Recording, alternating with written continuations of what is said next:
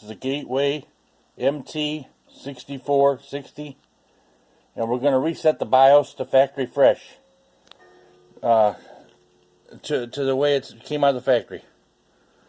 All right. Okay, when you hit the start button, as soon as you hit the start button, you're going to start pumping F2, and keep pumping it. Okay, here we go. Okay, now I'm pumping F2. Keep pumping F2. Okay, it took me into the BIOS. This is called the BIOS. This is the setup. This is a Phoenix BIOS. I got a password on mine. Hold on, let me drop down here. Okay, this is the screen you'll get.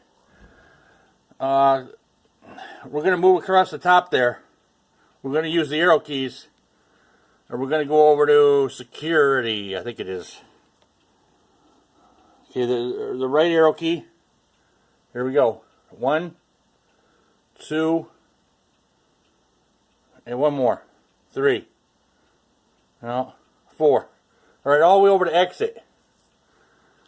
And here on the left side, you're going to see the third one down. Load, setup, defaults. That's where we want to go. So we're going to use the down arrow. And we're going to 1, 2. Now this won't affect your copy of Windows. If you got Windows 10, Windows 7, it's not going to change anything in your Windows. You're still going to have the same. It's not going to refresh it or nothing. This is only going to refresh the settings in the BIOS. So people made changes in here. You're going to get back to factory fresh.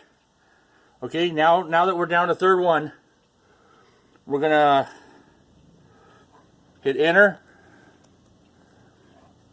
And then load default configuration now.